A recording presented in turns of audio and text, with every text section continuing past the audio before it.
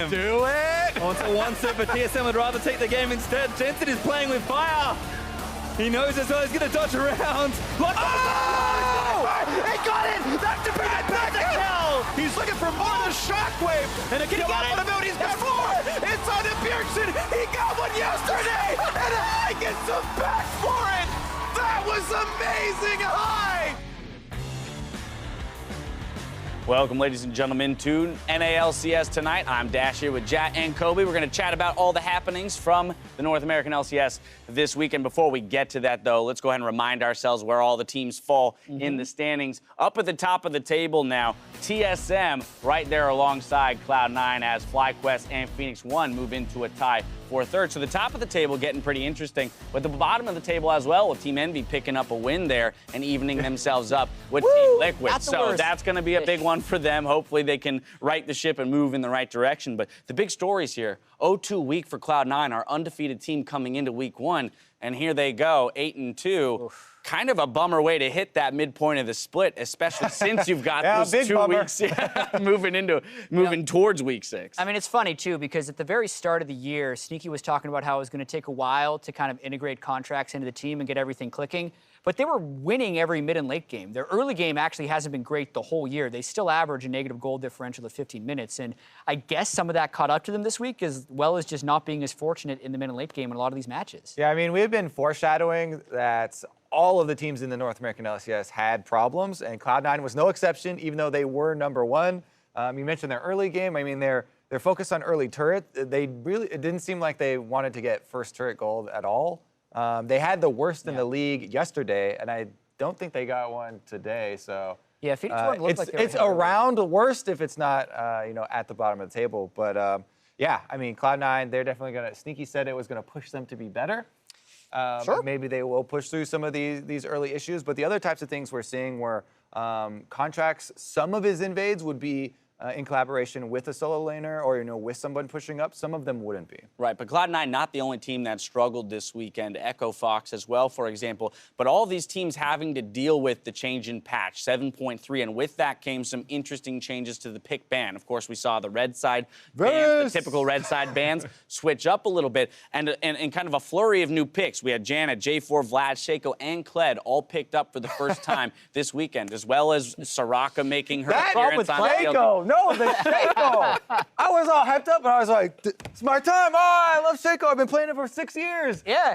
Me and Freak were casting that game. We're like, he's got this. He's got Ignite early, ready for it. He did not do even the basic combos where you're like cute and you auto shiv into. You know what's crazy too is there was a SOT played where he talks about Evelyn and Shaco being similar champions in terms of the amount of time you need to put into them to play them at the highest level. So if he knows that, or it represents that he understands thousands of games need to be put into this champion, it makes you wonder, well, did he play enough champions to pull the moon combo we LCS? saw, the combo we did see is walk up to them, press your ultimate, die. He did that about 3 times. Because when you use the ultimate, tower aggro drops, so you can start by getting in there and then using that later. But yeah, you're like, yes, I know, and it did not play out that way. Yeah, a bit of an odd pick there, and we'll forgive that for now. Let's move on to some big-ticket matches from this weekend. The first up being Dignitas' upset over FlyQuest back from Friday.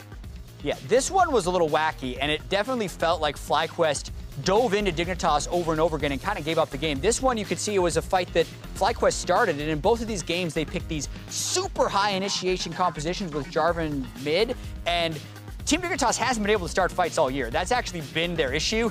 FlyQuest did it for him. And Kobe, this is some of the craziness we're talking about in Champ Select, where FlyQuest comes in right at the outset of the week and they decide to try something different from the formula that's been working for them. They go Jarvan counter pick into the Zed twice.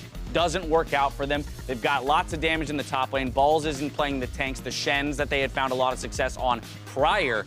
And so, maybe a bit of a misstep here in Champ Select from the team. And the thing is, FlyQuest, and actually any team that High is ever on, always plays with this bloodlust. And he's very aggressive in his calls. He likes to take risks. And even though, Balls is an outstanding, historic Rumble for North America, and you do have a Jarvan Cataclysm to try and hold them in place, so that seems like those should be able to combo well. It's more to me about the calls that he's just going for. Like, he is just in there with every single fight. They just want to always From a theoretical standpoint, this all-in comp looks pretty good, right? There is some synergy between the top and the mid lane and whatnot, but for whatever reason, those fights, we saw people escaping with 20, 30% health, and just it wasn't falling in FlyQuest's favor that evening. Yeah, and it is something that I feel like has been somewhat true of FlyQuest all year, where they're making calls that don't necessarily have the best theory behind them, but they work because they're so decisive. And this week, the bad calls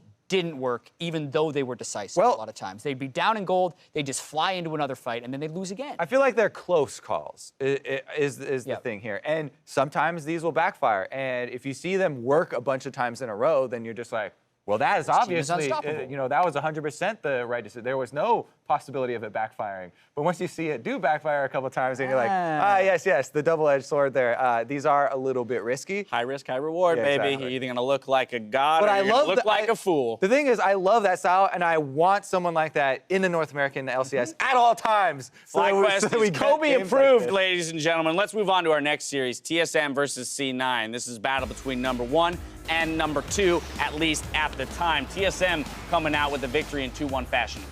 Yeah, the first Orianna pentakill of the week we got to see from Bjergsen here at the beginning. now they're not even special anymore, right? Everybody can do it. do Who that. doesn't get a penta? But really, this series was super close. Although TSM did have leads in all 3 games, this is the game 2 you're seeing where they kind of ended up throwing it away a little bit. And it kind of just was who has the tank in these games, because they did turn into such a team fight fest. And exactly. We have to go into the reason why it became that is because the errors coming through, right? It's possible to win without a tank. It's just there's a small margin for error when you don't have one. And when you do have one, you're allowed to walk into crowd control. In fact, you're supposed to, and you have someone on the front line to soak these things up. If you don't, then you have to use your CC that you have on your team. You have to use your focus fire. You have to be very careful, you know, with how you're controlling your flanks and clearing all the wards so that the Nautilus doesn't walk up and knock all 3 of your members up inside the enemy base. And yeah, Impact with a big Nautilus play there in that second game to extend the series to 3. TSM able to close it out, though, and shorten that game lead. They, of course, would then win against FlyQuest today, and that's the 3rd and final series I want to touch on. And this is what allowed TSM to tie C9 in the standings here at the end of week 5. Yeah, and this was a huge week for TSM because it was looking grim for them after getting 2-0 by Equifox, then having both these teams on their schedule. But you look at the end of that game 1, pretty decisive. It got a little dicey here when FlyQuest was forcing them into Baron over and over again. But even this fight, TSM was fighting from 5,000 gold ahead. Absolutely. High had a very solid Orianna game. It's in that game. Oh, here comes. Here comes. Everyone's doing it now. Pentakill. Yeah. that was actually a super sick pentakill. Because when I heard people yelling, I was like, oh, it was probably another one of these clean-up backline pentakills. But he's flashing in there to get the first one. He had a good shockwave, saved it till the end. That penta was better than Bjergsen's penta, in my opinion, because he did that well behind, doing the majority of the damage in the team fight. The Bjergsen one, he was just throwing the ball on Maokai and got all the last hits. Yeah, that was a nice, you know, kind of macro play and split-second shot call that you're talking about, Jat, where in the chaos, Balls is able to stop some of those TPs, allow FlyQuest to make moves, but it's not necessarily a pre-planned thing. And so while it's exciting to watch, it makes you wonder how successful this team will be, you know, if they do end up against only the top-tier teams. Yeah, something I didn't catch watching the game live is Balls was only able to be in position to interrupt those teleports because he failed his flash over the wall running away. And then he was in position. That's one of these moments. What's that meme? With the Nautilus auto attack. Yeah. Planned it. All planned. Yeah. All planned, I guess. All right, let's push ourselves forward. Let's talk about the OP5, the 5 players that stood out across all 5 positions. So we got Haunter in the top lane, Dardoch, Bjergsen, Arrow, and Biofrost. 3 TSM members sitting on that leaderboard. Yeah, and I think a lot of people will agree with the Haunter and Bjergsen. Those guys were just pillars for their team. A 2-0 week against, you know, previously top 2 teams in the league is incredibly impressive, especially considering, you know, the work that TSM had been doing, not the smoothest of early starts to the season. The Biofrost one at the end, I was also posing Aftermoo as an option, but then he died a bunch today, recently, even though he was still also quite good. But Bio, I think he died 1 time in the entire series today. Exactly, and he only died 3 times in the series yesterday as well, so he was super clean. I don't think anyone would argue Hanser. The closest ones I would have is Meteos had a really solid game down the stretch, helping Phoenix win 2-0. And Keen was 3-time player of the game, but the strength of schedule, I feel like, for Bjergsen is what kind of pushed him over the top. So yeah, Hanser's tank play has been phenomenal. Bjergsen definitely stepped it up a little bit as compared to his performances last week in Week 4. But even he himself has admitted that he doesn't necessarily feel like, as an individual, at the individual level, he's the best NA mid laner. He's putting Jensen right ahead of him, focusing more on the team play. And that's the thing right now. There are a lot of areas for improvement still with all of the teams. So we can't have any of these super overarching statements where we're blanketing everyone. Right. And although he didn't make it onto the OP5, we have to recognize Special and his 2,000th career assist that he achieved. Where's that horn? So there it is. Boom, boom, boom. I mean, far surpasses that number, in fact. But again, speaks to the... they found it. Just the one horn. That's all this deserves. It was funny because me and Jao were talking right before that game, and they had been subbing Stunt in and out. Yeah. We're like, oh, you know, if this Stunt guy takes over for good, it might stop Special like short right before he gets the record. 1997 for the... He cleared it though. He made it just fine. A really key game for Special too, because I feel like if he wouldn't have performed this week, Stunt may have gotten the start kind of from here on out. The Thresh game was key, I think, in you know, really building that confidence. He was getting a lot of hooks. He was playmaking from the very beginning. Yeah, and it speaks to the longevity of his career, right, and the relevancy that he's had in the North American LCS. So good on him for that. We'll see what Dignitas decides to do with that support split, you know, between him and Stunt moving forward. Time now for us to answer a few of your questions that you guys sent in from home. First up, at David N. Stevens asks, who do you think will fall farthest in the standings of the current top 4 teams by the end of the split? So that would be C9, TSM, FlyQuest, and Phoenix One. Who's gonna choke? Who will fall further or who will end up the lowest? Let's go who will end up the lowest, because technically C9 has an advantage and TSM have an advantage being higher, but who will end up the lowest ranked out of those 4? I think I know who he's going to answer, so I'm going to wait. You wait. I know what your answer is. I want to know what Kobe's answer is. So let me see the thing again. C9, it's going to be C9, TSM, FlyQuest, Phoenix One. So the thing that we've been saying with FlyQuest has been that they came into this with the most synergy because, you know, Balls, Lemon, High have played together for so long. So maybe the ceiling for them isn't quite as high. And as the season progresses, we wouldn't see as much growth out of them. I've actually seen quite shaky the last couple of series for them. So I think I might have to go with the curmudgeon and also say FlyQuest. I'll say Phoenix One. No, so here's the way I see it, right? Darth Meteos is in the house. Now I'm just all aboard. Phoenix One to the top. Phoenix One had been slumping. FlyQuest slumped this week. So the immediate gut reaction is to actually say FlyQuest. But this is something that I was thinking was going to happen. Like, I do think FlyQuest outperformed expectations because people were thinking they're bottom of the table. I do think they're a middle of the pack to good team, but I think we saw the holes in them much more this week. But Phoenix One is a worry to me because we don't necessarily know when Inori's coming back. And if they keep swapping or in what position condition. Are you kidding? Meteos is undefeated. 2-0. How can you argue with that?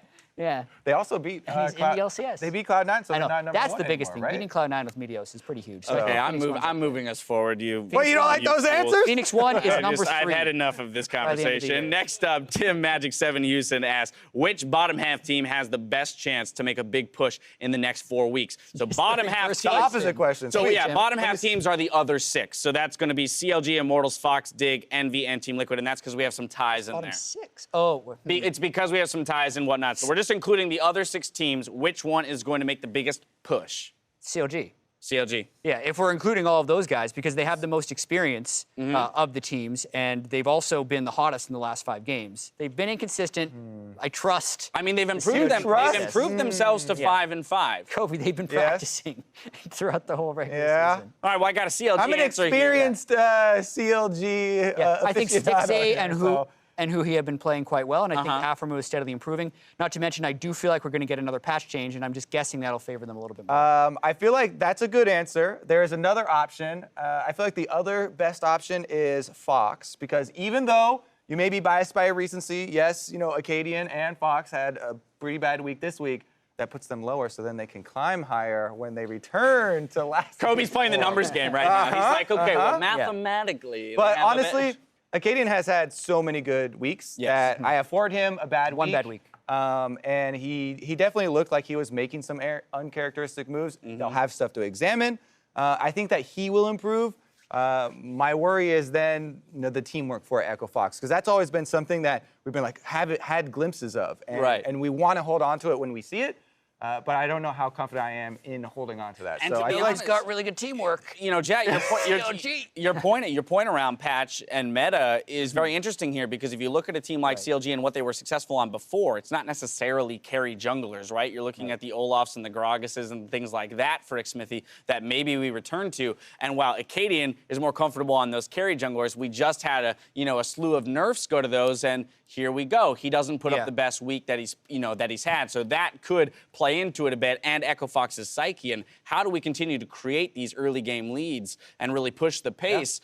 Because it all came from Acadian before, and if it's not going to come from him now, who is going to be the person responsible for that? Also, the CLG talking very openly about how they want to return to just focusing on their own play and not, being distracted so much by what the other teams are doing is kind of promising, and kind of does revive that faith that people have that they'll come around by the end. Yeah, well, that brings us to the end of NA LCS Tonight. My question to you, gentlemen, is so soon, James? We have to go. I hate to do this to you, Kobe. I hate to do it to you, but I got 2 weeks left. Yeah, we got 2 weeks. Well, we get 2 weeks here before we get to week 6. No NA teams are going to IM Katowice. No NA teams are going to IM Katowice. So they're all going to practice. Yeah. They're all going to be in the dark. We'll see what happens that comes the other We'll side be deprived of NA plays. We will be the best league in the world post-break. It's just training montages everywhere. We gotta let him finish. He keeps. No, it's you know There what? is technically no limit to how long this show can be. That's true. Well, until they start yelling at me. Ladies and gentlemen, that's going to do it for Week 5 and NALCS Tonight here. Thanks for joining us, and we'll see you in 2 weeks back here for the 6th week of the North American LCS. Have a good evening. Yeah, I was going to tap your toes at the end of that.